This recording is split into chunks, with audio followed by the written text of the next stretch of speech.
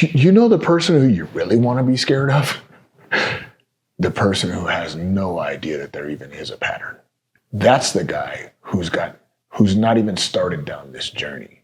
And so the fact that you can even recognize after the fact something went wrong is proof positive of your commitment to make it right, to do it a different way.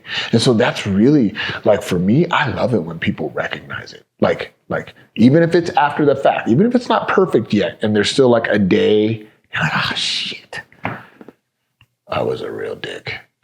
I should probably go fix that.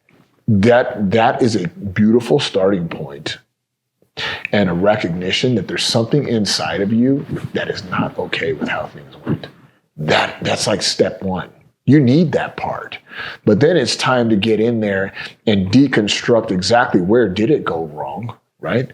Dig within the pattern. Where did it go wrong? If I was looking and playing myself as a video game, who would I be instead? That observer position, like really getting to that observer position, who would I be instead if I were to do this perfectly? Like exactly in that moment. And then boom, I trim the fat a little bit. Like, oh shit, maybe next time it takes like an hour, you know? And then I'm like, I did it again. You know what I mean? But then there's your commitment. Your commitment to doing it well is proof that the fact that you feel bad. So you can feel good about feeling bad. That's a good thing, right? And then you go back into that observer position and you adjust it. I caught it a little late this time. Let me plug in some compassion. Let me plug in some patience on myself here. Let me get familiar with the qualities of the version of me that can see it in the moment, that can feel it in the moment. And you like replay it in your mind. Like this is a real thing. You're like, it's like a, I don't even know, like I'm trying to think of like film terminology, but I don't know any. Yeah, like an audition. You like watch yourself do it and do it perfectly. Yeah, okay. And you watch yourself do it again in a different situation. In a different situation, in a different situation. You continuously watch this version of you execute this thing over and over and over again. And then like you've played it so many times in your mind. Remember we talked about that clarity, the unconscious clarity.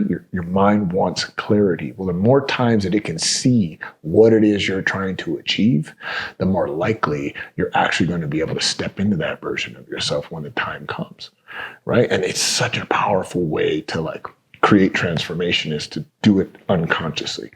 You can do it consciously and talk about it. What do you want to do next time? I want to do this. I want to do this. I want to do this. Fantastic. That's like you're consciously trying to give yourself some insight as to how you would want to do it better next time. Maybe it works. Maybe it doesn't. It's never worked for me. I've had to go in there and actually experience myself.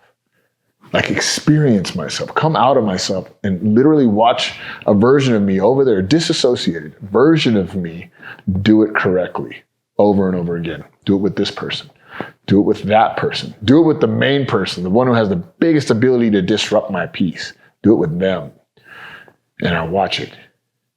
And I like, this is kind of trippy and woo-woo, but like I then reassociate with the version of me that already has the knowledge, that already knows how to do it well.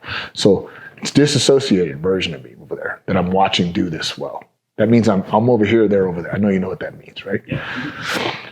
I watch this guy do it well over and over and over again. He knows when, he knows how, because I've watched him do it perfectly, because I get to watch it from over here. So we get to kind of adjust it how we want. He's done it perfectly over and over and over again. He has an understanding of what he's looking for within like himself and other people to respond correctly. Well, when I visualize it like that, I let my unconscious like see it over and over and over again. Boom, I see it there with this person, with that person. I then, when I'm done with the process, and this is kind of a real process, I then symbolically reassociate with that version of me, because it is me. It is me that did it well over there. And I take all of that and I put it in here and I accept it as a part of myself and I give myself a better chance of stepping into this. Just the whole entire process of that disassociated, like watching yourself do a thing well. Here I am in this state, this undesired state, right?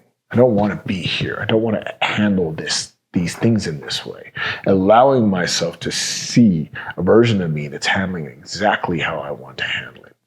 in the state, exactly the state that I want to be in, getting familiar with the state, the version of me that does it really, really well, changing states, and then bringing all of that information inside of me, inside of my understanding. That's a small glimpse into the process of like neuro-linguistic programming.